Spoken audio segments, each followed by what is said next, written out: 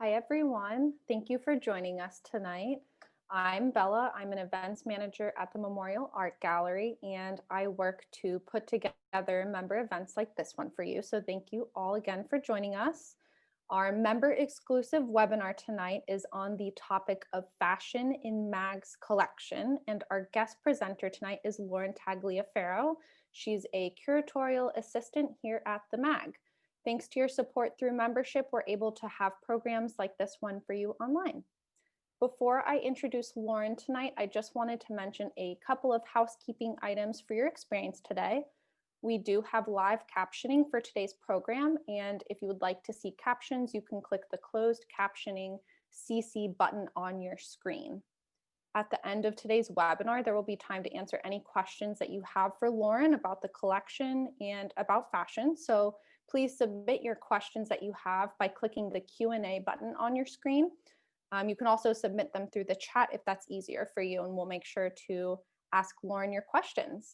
And finally, after today's webinar, your browser should take you to a short survey about your experience. Please let us know what you think. We love to hear from you guys. It really helps us improve our member experiences for moving forward. It's now my pleasure to introduce Lauren.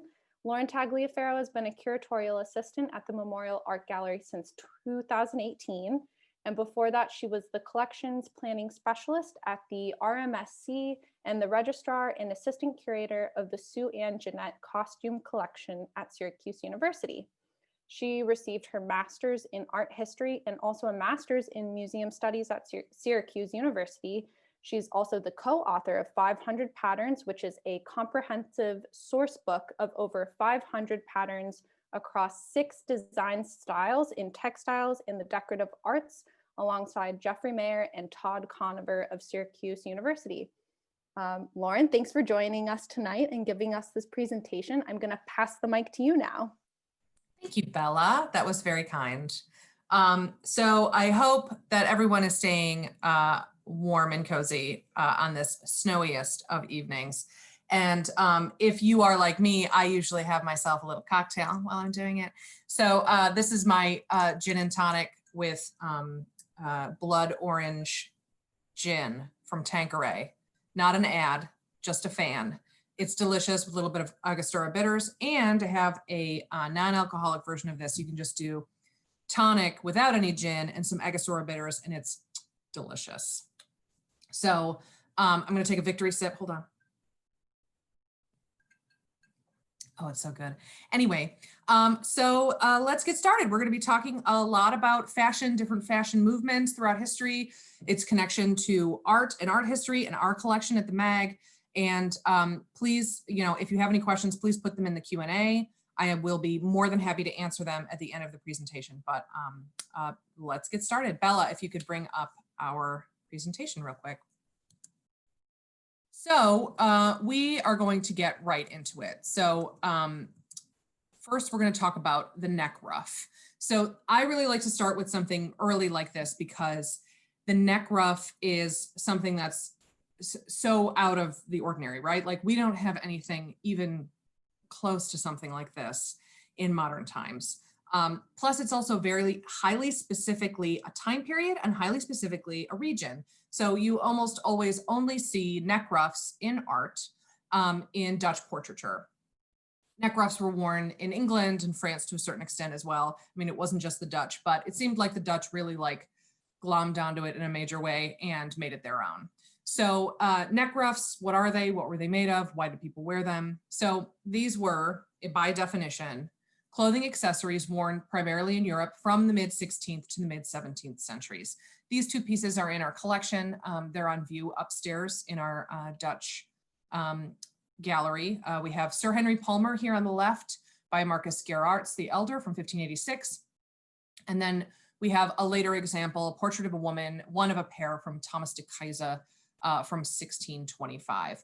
And we'll talk a little bit about how fashion trends tended to go for a long period of time. Like trends would be in the zeitgeist for 25, 30, 40 years. And then as time moves forward in the more modern era, trends seem to come much quicker. So the neck ruff was something that was around for quite a long time. As seen here, the style evolved with time and region. And the ruff, it was also known as the millstone collar, evolved from the small fabric ruffle at the drawstring neck of a shirt or a chemise, which is just another word for a shirt. And this served to be a removable protective cloth that could easily be laundered and prevented the wearer's more expensive and elaborate outer garments top from getting soiled at the neck. So the interesting thing about, these kind of things is that laundering is a pretty modern concept at this point. Also bathing, but that's a whole nother talk for a whole nother time. But people did not launder their clothes often, if at all, especially if they were something that was highly elaborate with silks, wool, satins, like all of these wonderful things made of lace and beads. They were not meant to be cleaned at all. If you were lucky, you would get it brushed by a servant every so often just to keep like the dust off. But for the most part, you did not wash your clothes. It just wasn't a thing. You definitely washed the clothes that touched your skin. So this idea of a cloth that was around your neck at your shirt that would get dirty, that would be something that you would have your servants launder. But on a regular basis, your outer garments would not be cleaned almost ever. So that's kind of an interesting thing that people don't really know about. Another reason why you would wear a lot of different undergarments, like one of them is to kind of shape the body to whatever the trend was, but a lot of reasons was because that was the stuff that was supposed to get dirty and cleaned because they were actually touching the skin. So the stiffness of these neck ruffs forced this upright posture, and this impracticality led them to be a symbol of wealth and status. So ruffs were primarily made from linen cambric, and this was stiffened with starch imported from the Low Countries in the Netherlands.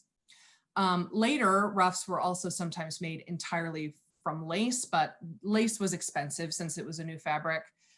This was developed in the early 16th century. So the size of the ruff also increased as the century went on. So they would just keep getting bigger and bigger and more elaborate and more impractical. And this discovery of starch as well allowed ruffs to be made wider without losing their shape. So you get starch, you can make ruffs as big as you want them.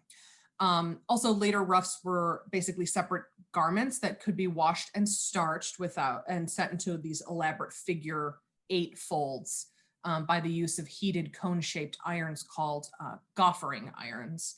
And this particular style you can see on the right in the women in the de Keyser portrait. And you can see this beautiful like figure 8 style. I think people like these designers were trying to sort of outdo each other with the different kinds of ruffs that they could make. They're really elaborate, incredibly beautiful, and totally impractical.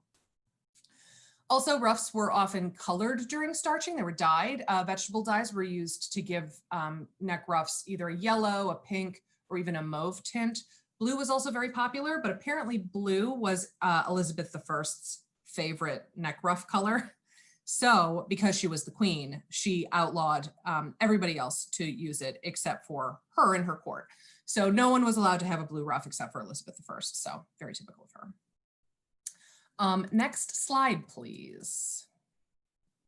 Okay, so we're going to be talking about Regency fashion. We're going to be talking about men's fashion, as a matter of fact.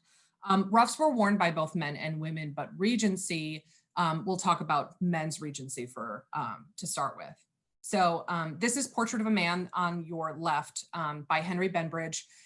It's in our collection. It is something that hasn't really been dated. It says 18th century in our catalog, but looking at his style, I would say about 1750, 1760. This is definitely earlier than the 2 gentlemen in the middle and on the right.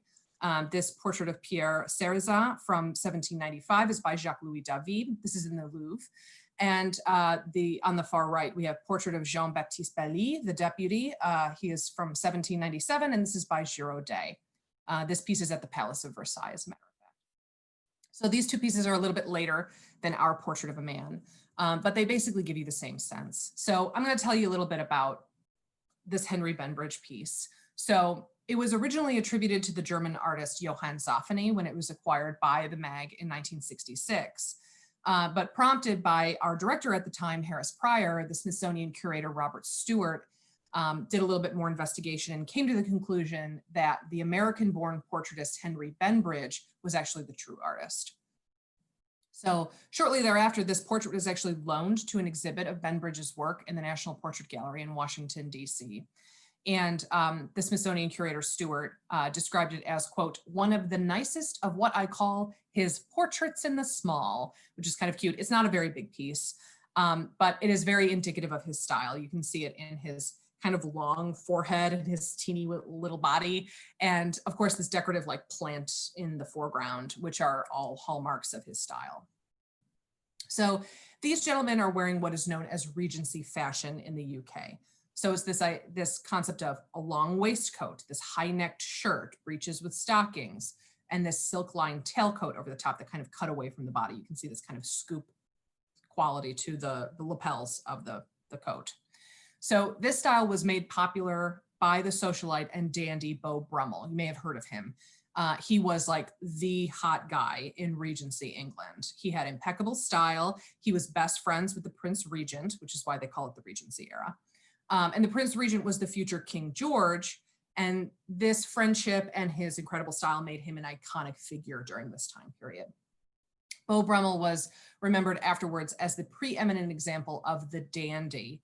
And just this entire literature was founded upon his manner and his witty sayings, which has persisted into modern times, which is insane that this guy who just dressed really well and happened to be pretty good at parties is like an iconic figure even today. The dandy was this idea of a man who was like super well tailored, beautifully tailored, wore the best fabrics. You know, this was a style that was very different from previous styles for men. There wasn't as much fluff and flounce. Men dressed similarly to women before the 18th century. There was a lot of lace and beads and silks and layers and fur. I mean, it was just so over the top. Men wore ridiculous wigs. Like it was over the top and it was very Rococo, and that's the style that it was going for. While Regency was very trimmed down, it was very masculine. It was considered very masculine at the time. And it was just chic. And that was the beginnings of kind of this, of what we consider menswear today, right? The cravat that they're wearing, all three of them are wearing, is actually the precursor to the men's tie. And the history of men's tie, we do not have time to get into it, but it is really fascinating, this movement from the neck ruff to the cravat, to the ascot, to the men's tie, both the bow tie and the long tie are both, it's just a fascinating history. It's just this wonderful thing that has been evolving over the course of several hundred years. And it's still going on today. So speaking of Regency, please go to the next slide. We have the Ampere Silhouette. So we have two paintings from our collection here. On the left, we have Mrs. Johnson of Straighton from circa 1800 by Henry Rayburn. And then on the far right, we have Mrs. John Addison, whose name was Lucy Clark, from circa 1789. And that's by John Hopner. In the middle here is just an image of a woman just like getting down. This is definitely like a party dress that she's wearing. She's dancing, I'm assuming. I just thought it was hysterical. Like I love her little noodle arms. But I'm going to tell you a little bit about the two pieces first. So on the Mrs. Johnson of Straighton on the left. So Henry Rayburn was exclusively a portrait painter, and the demand for his work was great enough to sustain this career in Scotland. And his commissions came primarily from the members of high society in and around the growing city of Edinburgh. So his portraits are known for this naturalness and sensitivity to the sitter. And they often take the form, as you can see here, with this seated 3/4 length figure pictured in a landscape and painted as if seen from below. So this idea of being painted as if seen from below, as an art historian, it's so interesting to see how people are painted and from what direction. So there's this concept in art history called phenomenology, where you are looking at the painting, but the painting is looking back at you. I'm being reductive, but this idea of where you are in relation to the sitter is if you are sharing the space with them, and whether you are above or below, next to where they're looking. Are they looking directly into your eyes? Are they looking away? This kind of a concept of like you sharing the space with the sitter and how realistic or unrealistic that is like so fascinating to me. I love that. So this idea of being painted from above as though you are looking up is something that you see a lot with venerative portraiture. So you see that with, paintings of the Madonna and Child. You see that with paintings of Jesus. A lot of religious pieces, also venerative artwork having to do with the royalty. So you see a portrait of Charles I, and he's on a horse. He's like way above you. You're looking up at him as though you are venerating to these figures. And so this idea that he chose to paint her as though from below, and it's very obvious, like when you really look at it, it's not the most flattering angle for most people, but she looks really beautiful here. And she is in fact a young noblewoman. She was the wife of James Johnston and the daughter of William Bailey, who was a Scottish judge who Rayburn had also painted. Also, going off of this painting by John Hopner on the right, he was a status painter. People needed to have their portrait painted by him. And even decades later, American collectors still enjoyed the prestige of owning portraits of European gentry. So even into the 20th century, America was seen as a young country, and newly wealthy Americans could, kind of quote unquote, borrow the pedigree that accompanied the sitter by displaying these portraits. So kind of borrowing this kind of old money look. So comprehensive estate taxes were introduced in England in 1894, and in the years that followed, families were forced to sell off some of their family holdings, including real estate, household belongings, and works of art like this to pay off the death duties. So newly wealthy Americans were purchasing these artworks. At the same time, wealthy American industrialists like George Eastman, who actually owned this painting, and several other British portraits also, these Americans were building their art collections and bought these family portraits as well as old masterworks that they came onto the market. We don't really know a lot about Mrs. Addison. Her husband was in the civil service of the East India Company, we do know that, and they did live in India for much of their married life. So if you notice with these three ladies here, they're wearing what's known as the Ampere style. You've heard of the Ampere waist. It's this waist that is up under the bust. And this style began as part of neoclassical fashion. So this revived styles from Greco-Roman art, which showed women wearing these kind of loose fitting rectangular tunics known as piplos, or the more common chiton, which were belted under the bust. So I wouldn't necessarily call it a toga, but if you think about Greek statuary, they're wearing these kind of like loose fitting garments, usually with like tabs at the shoulder to kind of keep it into like a sleeve style. So this is this kind of style. This became a thing. These dresses were radically different, much like when we talk about the Regency style for men. This was vastly different from women's fashion previously. And these dresses provided, support, but also like this cool, comfortable outfit, which was suitable for warmer climates. And so the last few years of the 18th century first saw this style coming into fashion in Western and Central Europe, and obviously European influenced areas like in America or Europe, Edinburgh in Scotland, as seen on Mrs. Johnson here on the on the left, excuse me. Also, both women are wearing this kind of shorter classical hairstyle, which is, this kind of like tight little curls kind of close to the head.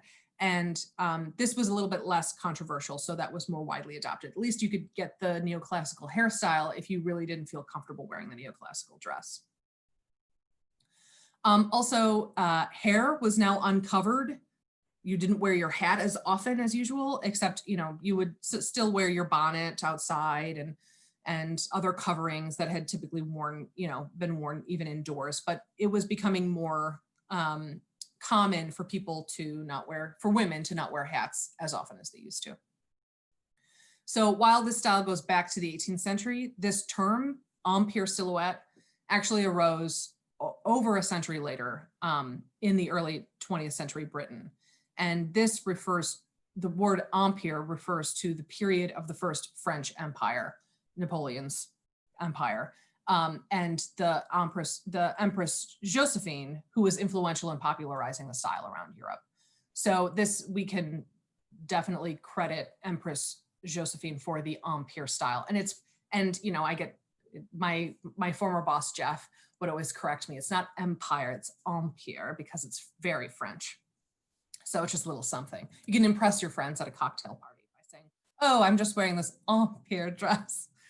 Anyway, next slide, please. So let's talk about harem pants. So I'm gonna just go through the images really quick. Up in the left, we have what looks like just a hunk of brocade fabric with a little tie on it. So this is in our collection. It's in our textile collection. This is a pair of harem pants. So if you look in the lower right and lower left corners, you see like a teeny little hole, and those are for your legs. So your foot would go through there, and then you would tie the drawstring around your waist, and then you would have these big voluminous, yes, thank you. So like you can see the little hole in the corner, and you would stick your foot through there, and then these big voluminous pants that would go around your leg, and then the cuff would be either just below your knee or at your ankle, depending on how long the harem pants were. So on the far right here, you can see these Paul Poiret harem pants from 1911. These were huge in the early 20th. And then we have The Harem Girl by Bert Green for Puck magazine from March 1911 in the center. And then on the far left, we have a 19th century photo of an Algerian woman in the traditional pants that these harem pants were based off of. So the original so-called harem pants or harem skirts, they were introduced to Western fashion by designers such as mentioned before, Paul Poiret around 1910. Although they themselves were inspired by Middle East styles and by salvar, which are Turkish trousers. And the term harem pants subsequently became popular in the West as just a generic term for baggy trousers that were caught at the ankle that suggested the Turkish style or similar styles such as bloomers. And we'll talk about bloomers in a second because bloomers are very important. So in 1911, the Paris couturier Paul Poiret introduced harem pants as part of his effort to reinvent and liberate Western female fashion. He was bored with it. He wanted to change it up. So he introduced what was known as the style sultan, which included the jupe culotte or harem pant, which was made with full legs tied in at the ankle. And alternative names for this harem skirt pants included jupe sultan or sultan skirt and jupe pantalon, which is a trouser skirt. And these designs were seen as you may imagine, controversial, as Western women typically did not wear pants. It wasn't a thing at the time. So women wearing pants was scandalous. Also, Poiret's explicit exoticism and references to Middle Eastern styles using the imagery of harems and sultans to establish what was known as his Orientalist style. It's an outdated term, but it was something that was the term that was used at the time. It was widely regarded as immoral and inappropriately sexualized. So he himself insisted that he designed harem pants for the chic woman to show off, quote, the harmony of her form and all the freedom of her native suppleness. So he knew what he was doing. Like he knew that he was making it sexy and wanted a little bit of bad press is good press, right? So this represented basically a direct cultural appropriation. So this direct cultural appropriation was a way for fashion designers at this time period to kind of push the envelope of what was going on in fashion, to the benefit or detriment of American fashion at the time.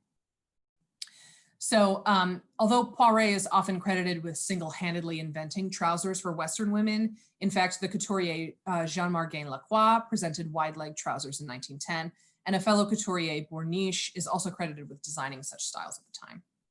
So speaking of bloomers, they and the harem pant have been credited by social historians as the seeds of feminism as a concept. So bloomers or harem pants, along with the bicycle, allowed women more freedom than ever before in Western history, which planted the seeds for suffrage, the feminist movement, et cetera, et cetera. Owning a bicycle meant that you could leave your house. You could go wherever you wanted, and wearing pants allowed you to ride that bicycle in the most comfortable and reasonable way. So a lot of social historians credit this movement in fashion and just, leisure into the beginnings of suffrage and the beginnings of feminism as a whole. Next slide, please. So let's talk about the 1920s fashion. So first I'm going to talk a little bit about the artwork. This lovely portrait is by Rufus K. Dwyer. He was a local artist. He was born into a wealthy Rochester family. And like many aspiring artists of his day, he studied with Robert Henri in New York City. Like Robert Henri was, teaching everybody about everything. And like other free-spirited artists of the time, he soon after moved to France to pursue his career, and he returned home only 3 years before his death. So he spent the majority of his life in France painting. Again, we don't know anything about the woman who is seated there. She's just referred to as the Duchess. She is wearing a fashionable cloche, which is that close cropped hat that she's wearing, and a fur. And this outfit was painted in these tones of blue and peach against this wonderful, like abstract patterned wallpaper backdrop. And this piece appeared in the Artist Memorial Exhibition here at the Meg in 1937. So I wanted to include this piece because the Duchess herself is wearing this cloche hat, as mentioned before, and what seems to be a cocoon coat, which is seen in full in the center here, this beautiful dark red velvet cocoon coat, which I'll talk about in a second.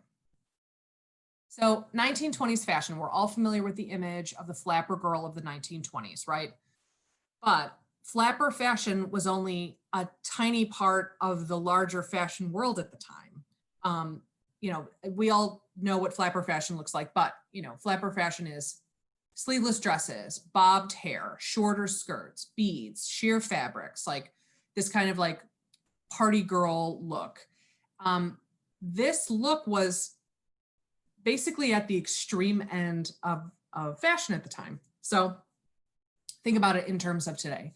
So you think about sky-high Louboutins, tight dresses, crop tops, basically what the Kardashians or the girls from Selling Sunset wear on a regular basis. So Selling Sunset is one of my new favorite TV shows. Watch it on Netflix. It's not an advertisement. I just love the product. But these women wear very high fashion, very tight things with very high, sky-high heels. People wear this stuff, of course they do, but it's certainly not an everyday, every gale kind of look. So a day-to-day but fashionable 20s look was much slouchier, much more comfortable. You can see it in this little fashion plate here on the left. It had longer skirts. It was a straight silhouette. There wasn't a lot of, there was this real attempt to streamline the silhouette. Previous time periods would have, you know, you would have your bust out, tiny waist, large bottom, but the 1920s really streamlined that and made it a very straight up and down silhouette. And it was considered chic. You know, this idea of streamlining is chic. You know, you're in the 20th century, it's a modern era, people are making money. Chicness becomes a real thing. Simplicity becomes a real thing. Also, this was a period where women's undergarments were becoming less constricting and more streamlined. Not that they weren't wearing any, but it was definitely less of, you know, boning, stays, tightening of corsets, that kind of thing. Also, the most daring of flapper girls tended to wear the latest in underwear, which was just a bra and tap pants.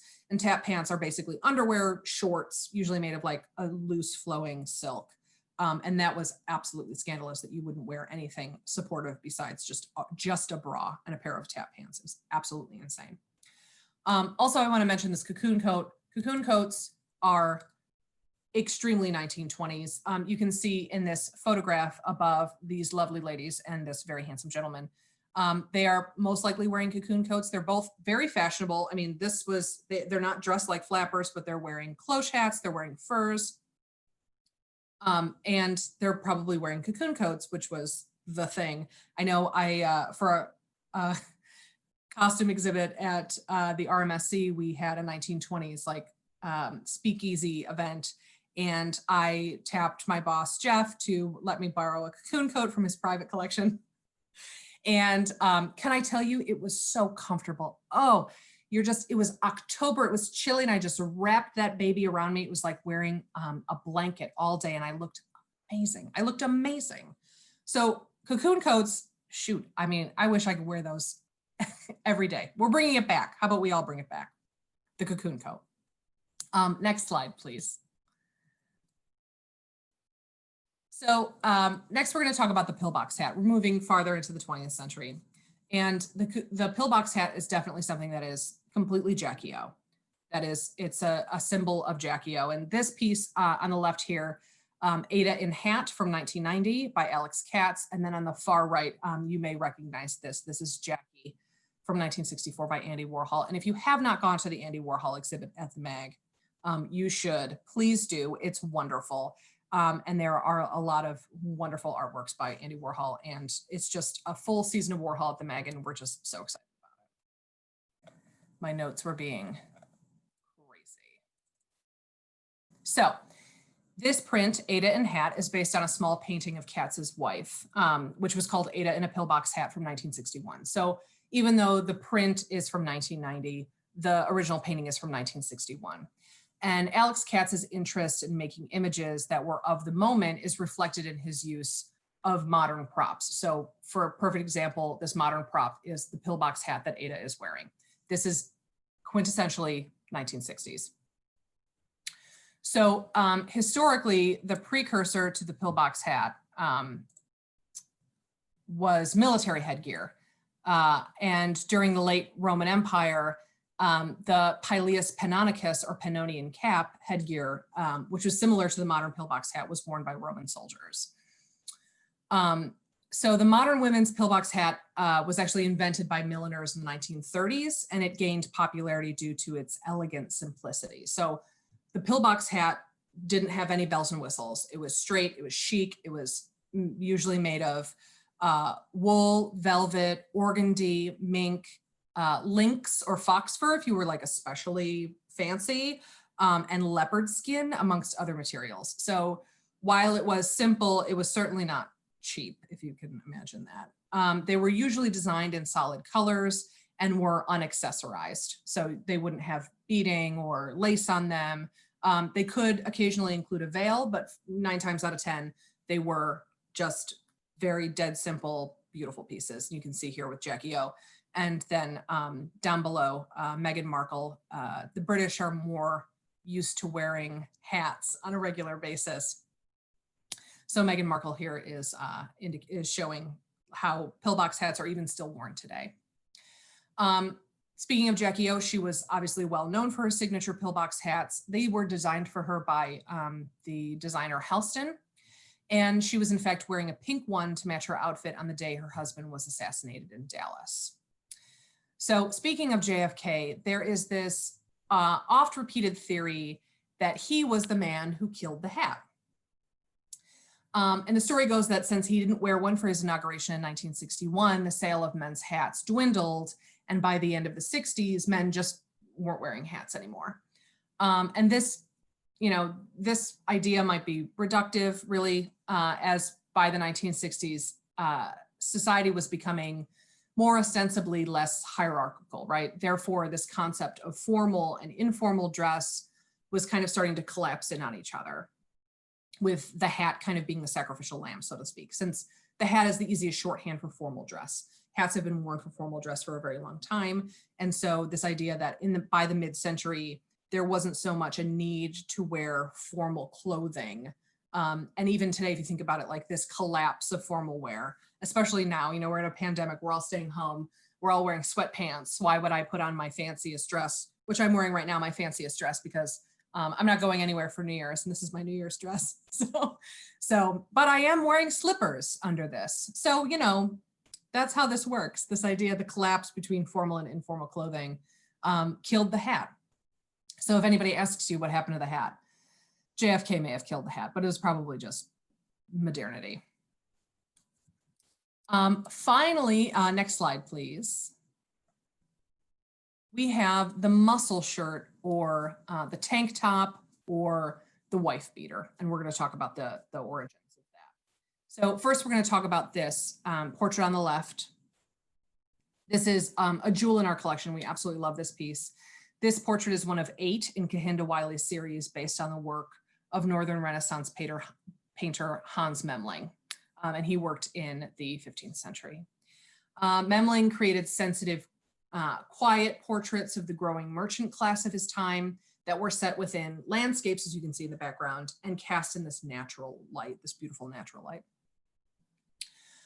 Here, Wiley blends Memling's style with contemporary street culture in a way that elevates and immortalizes his modern sitter, who is a real person, has a name. His name is Rafton Glean, and he lives in Brooklyn. His name is actually painted on the doors of the frame that are around this painting if you see it in person at the mag. Wiley has also explained, quote, "I try to use the Black body in my work to counter the absence of that body in museum spaces throughout the world." So bringing in a more a diversity in artwork in a space of museums that is traditionally showing white bodies. So the idea of the tank top is absolutely fascinating to me. First of all, the term tank top. Why is it called tank top? And that's because women who wore bathing suits in the early 20th century were sleeveless. They had these little like straps, and they would go bathing in not swimming pools, but tanks. So that's why they were called this. So the subsequent shirt was called a tank top. I will be using that term alternatively with muscle shirt or wife beater later. So some sources indicate that the tradition of wearing a tank top as anything more than just an undergarment can be traced to Italian immigrants in the early 20th century. And these same sources allege that Italian men had some kind of affinity for wearing tank tops outside of their nicer shirts and brought this aesthetic choice with them to the US, especially in New York, where they were able to stay cool in the sweltering summer humidity. And I included still of Do the Right Thing, where in the pizza parlor, these are two Italian immigrants and they're obviously wearing tank tops here. So this stereotyping seems especially evident when you consider the wholly inappropriate other name for muscle shirts, wife beaters. I mean, I'm sure you've heard this before. This term wife beater reportedly became synonymous for an undershirt after a criminal case in 1947. So this Detroit native named James Hartford Jr. was arrested for beating his wife to death, and news outlets printed a photo of Hartford in a stained undershirt and referred to him as the wife beater. So there are some theories that the shirt that he was wearing and this photograph of him and this term that they gave him was associated with the shirt and everything involved with that. So consider the fact that some of the greatest portrayals of muscle shirts in film are about immigrant and working class communities that often starred Marlon Brando, as you can see here on the right.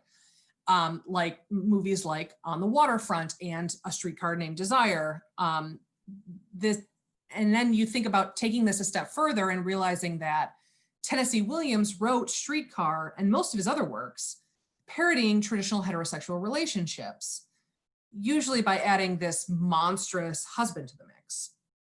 So it's this idea of parodying these bastions of gender, right? So this hyper masculine man and this, weak, frail, feminine woman is like this wonderful juxtaposition, and this idea of parodying it, making it up, like bringing it up to the level of camp is so fascinating to me. And it's very Tennessee Williams. But speaking of the tank top, there is some strain of elitist anti-immigrant sentiment in many of like this idea of like muscle shirt histories that conflates the idea of domestic violence and poverty / chasing the American dream, however, et cetera.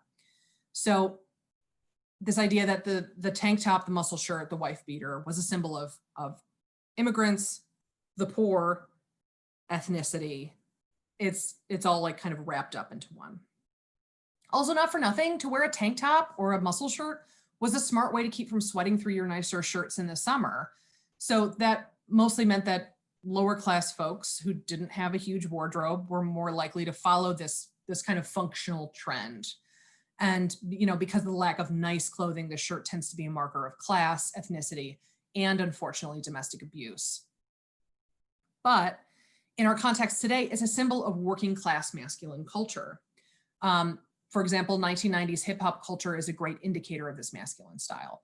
You think about DMX, right? The rapper DMX was an archetype of this angry, rough rapper of the late 1990s and wore this simple wardrobe of muscle shirts, baggy jeans, and boots, which was adopted by everyone from Snoop to Tupac Shakur. This was a very common kind of uniform in hip hop culture at the time. And it became a shorthand for virile masculinity, not only on immigrant men in the early to mid 20th century, but Black males in particular in the 90s and early 2000s. So we can kind of discern in this piece by Wiley, he's utilizing the style of the Northern Renaissance to highlight the streetwear of his sitter and elevating him to the level of Memling's subjects. Another cool thing about this idea of dressing hypermasculine, and the idea of the wife beater, it is not only common in, like I just mentioned, like immigrant, ethnic, poor, Black, that kind of thing, but also in gay culture. And I think that that type of thing is so fascinating to me, this idea of hypermasculinity coming back around on itself and becoming almost campy, becoming sort of exaggerated and bringing it back around to this idea of like gayness, of femininity, of whatever is like this stereotype of what gay men are. And you think about Tom of Finland. So the Tom of Finland illustrations, these erotic illustrations that he was making in the mid 20th century and later in the 80s, of these men, these buff, hyper masculine men in, police uniforms and firefighters. And you think about the village people, right? The village people are all dressed in these hyper masculine costumes of masculinity, and kind of poking fun at it a little bit, making it funny and campy. And that kind of thing is like so interesting to me, of like clothing as an expression of performative gender is just absolutely astonishing. I just love it so much. And so that's why I wanted to end on the muscle shirt, because this is just a perfect example of this idea of like performative masculinity in fashion. So thank you so much. And thank you for putting up with our tech issues today. I would totally apologize for that. Lauren, thank you so much for today's presentation. I cannot believe how much you know about, it makes sense. I know that you're like a fashionista, you love fashion, you're very passionate about it, but like, oh my goodness, I feel like I could listen to you for honestly hours. I learned Thank you. So I much feel like I could talk for literally hours about this kind of thing. It's very exciting. Like this idea that clothing is something that we all wear clothing, whether we care about fashion or not, we all wear clothing. And those decisions are made based on our tastes and also what's available at the time. And also what's, what is the trend and what's being worn. And there's so much that's harkens back to past trends, that it's just so fascinating. And the idea of like gender and expression and feminism and don't get me started. We only Oh my gosh. I can't believe it. And I also didn't know the history of the name of tank tops. That was so interesting. And I love that you closed on that. And like you mentioned, that piece is just so beautiful of by Kehinde Wiley. I love that piece. And it was really cool to just learn about how those tank tops came to be. From you. So thank you again. Just a reminder to the audience, please send us your questions that you have for Lauren. We have a couple here already, Lauren, that I'm just going to ask you.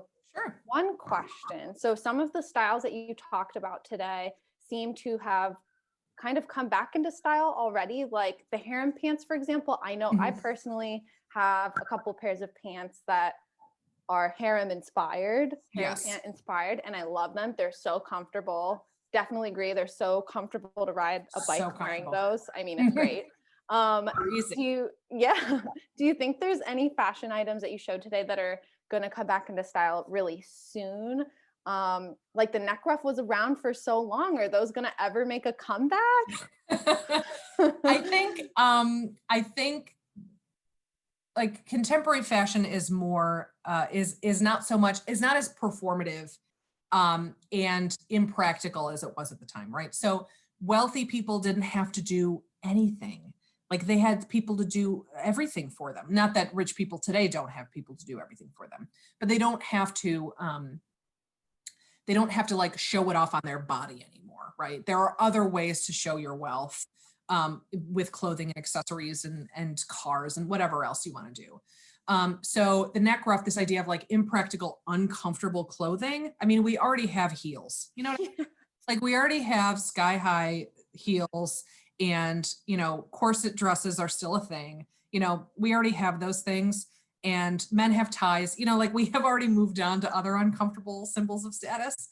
And a neck ruff, I don't think is going to be the thing that comes back. But I will say, like going off of harem pants, even if you don't have or have seen people wearing like those big voluminous harem pants, right now joggers are really a big thing.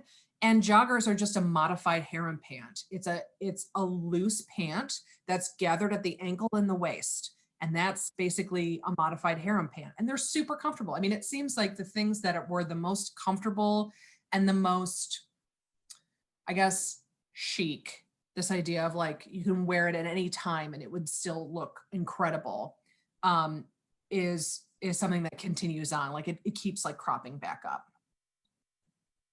Yeah, I could see I love joggers too. I could also see the jacket that you were talking about from the 20s. I could see those coming back into style. Oh, from your mouth to God's ear, I would I would love to swan around in an airtight cocoon coat like you wouldn't believe. A cocoon coat. It sounds so nice. Who doesn't want that? I didn't have to wear like a modern coat. I just like wrapped it around me and like walked out. I even had like a long cigarette. Also amazing that you got to wear that. So cool. Yeah, it was awesome. It was awesome. We have a question from the audience.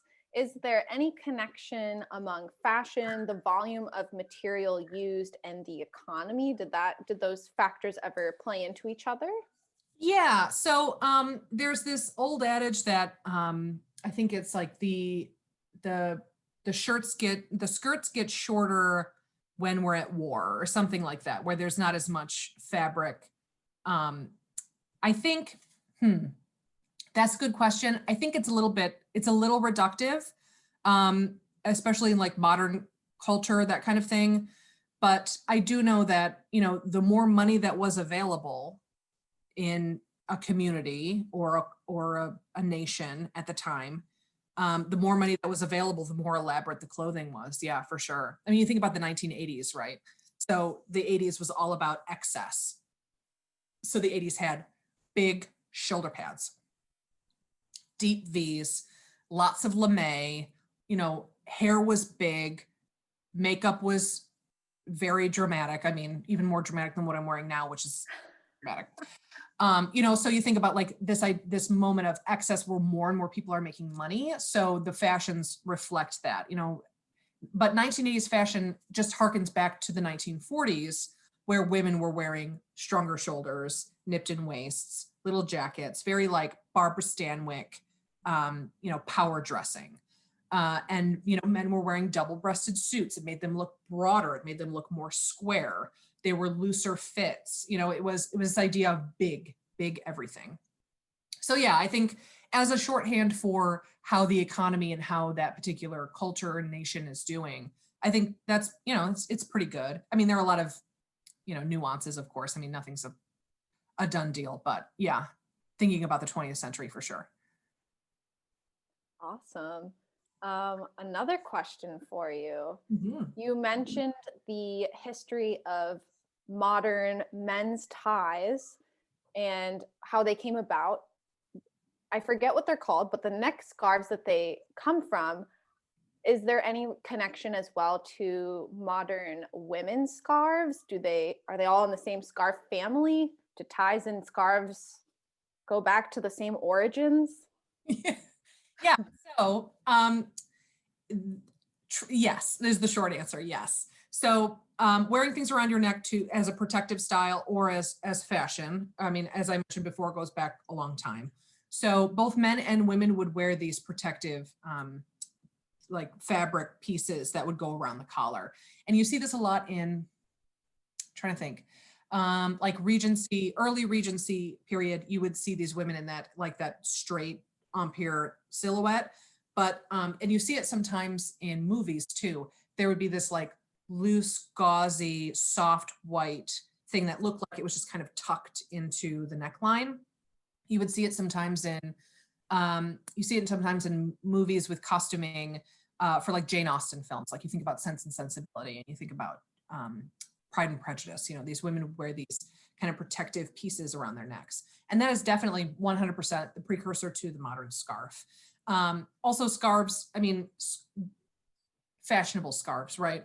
Because then there's also like warmth scarves, and those have been around for an extremely long time. I mean, people have been trying to warm their neck since the dawn of time. But in terms of fashion, yes, absolutely, you could make a direct line from like the neck ruff to the cravat to this like piece, the fichu, that's another piece, this kind of like overlay thing around the neck and around the décollage. Yeah, for sure. Very cool. Very cool. Also, do you have a favorite era of American style? And do you have just one favorite? I mean, it must be hard to pick. It is hard to pick. They are all my precious babies. But I am partial myself to late 40s, early 50s fashion. I love old movies. So that kind of like broad shoulder, nipped in waist, deep V, a great like full skirt, those lovely heels with like a round toe, love them. So like this idea of like old movie fashion, right? Everyone looked beautiful. Everyone had a mink, great jewelry, perfect hair. Everyone had like a perfect bold red lip. Like I wear a red lipstick and it's up around my nose by like 30. But no, I mean like this era of ostensible high fashion, like the perfect femme woman is gorgeous. I mean, you can't go wrong with that.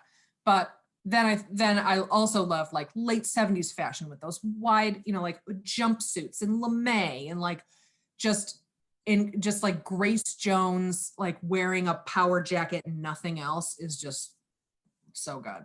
So, I mean, I can probably pick a favorite something from almost every era. I don't love 1960s. I'm not a huge fan of the shift dress, but that's just me. I mean, what do I know? I don't know anything. Only a little bit, Only only a little. Those are pretty good choices though. I love the 70s and the 80s, big hair. I would have fit in very well, if I were to live in a different time. I could brush my hair out and it would be totally cool. Exactly. Can't do that now. You can do it now. I mean, who cares? Like, that's the thing. Like we are in a global society now.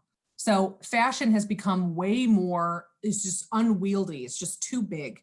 There's so many different countries and styles and, different people bringing out very innovative, incredibly like high-end work.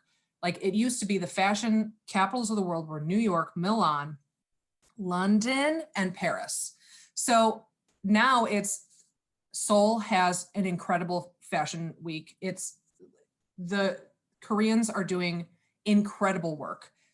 China, Guo Pei is an incredible fashion designer who is like knocking things out of the park right now. She's an incredible fashion designer. Look up Guo Pei. Her pieces are like artwork.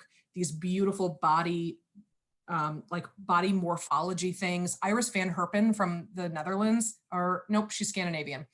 Iris van Herpen does 3D printed dresses and tops and like headwear and these great like wearable art. And they're light as a feather. They're incredibly beautiful. Like all of these things are happening quickly, and it's almost like you couldn't take it all in. So, I mean, if that's happening, like wear whatever you want. Wear whatever makes you feel incredible. Like when you put it on, you're like, I am hot right now. Like that's the thing that's the great thing about fashion is that it's so personal and yet it's so like public facing, and that like tension is just, it's so interesting to me. So yeah, if you have any interest in fashion, for sure, like definitely take a look. I have the Vogue app. Check out the Vogue app. And you can look through like years and years and years of different fashion shows and fashion lines and that kind of thing. And it's a riot. It's so much fun. And fashion is light and fun, and you don't have to take it seriously. And that's, it's what we need right now, because we need beautiful things. Like beautiful things is going to be in fashion. Beautiful things are always going to be in fashion. My gosh, I feel like I need you as my personal like life motivator and stylist with all the positivity. Yeah, I'm loving it. I think the technology and fashion and how they're playing into each other nowadays, that's a great, yes. Maybe that's a follow-up lecture. I don't know. Ooh, yeah, I love that. Okay. One last quick question for you before Please. we close up shop today. You mentioned your dress, but can you tell us a little bit about that beautiful neck piece you have on? So this is my lobster. So Todd Conover, who is my co-author for the 500 Patterns book, which is coming out in March. He is also a jewelry maker and metal worker, and his artwork is actually available. His jewelry is actually available at the Memorial Art Gallery store. He is incredible. His pieces are beautiful. He made this for me for my wedding. It's silver with, and he also included my great grandfather's wedding ring in one of its claws here. And it has sapphires and rubies set into it. And it was my big piece. And my other co-author, Jeff Mayer, former boss and good friend, he made my wedding dress. And I told them both before we started the process of designing all of the stuff, I said, I want to look like a sea witch on my wedding day. And they said, done. So, so this is my pride and joy. I love this piece so much. And please definitely check out Todd Conover. He has a website. He is a wonderful jewelry maker. Definitely check out his artwork at the Meg store. He's just incredible. You'll find something you love.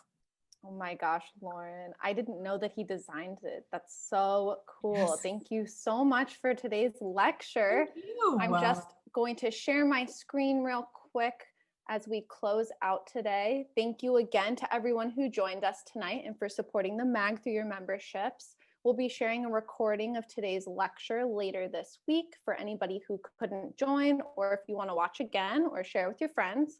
A quick reminder before we log off that we are celebrating our members all month in the spirit of the holidays. And we have a few fun things to celebrate the war holidays is what we're calling them.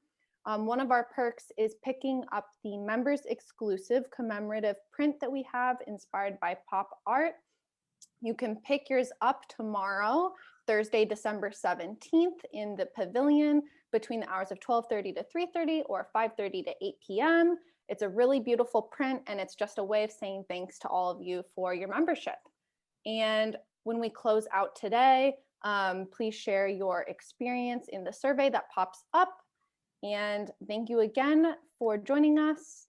It was great to see you all virtually. And Lauren, thanks again, and see you guys soon next time for a webinar. Thank you, everyone. Bye, everyone.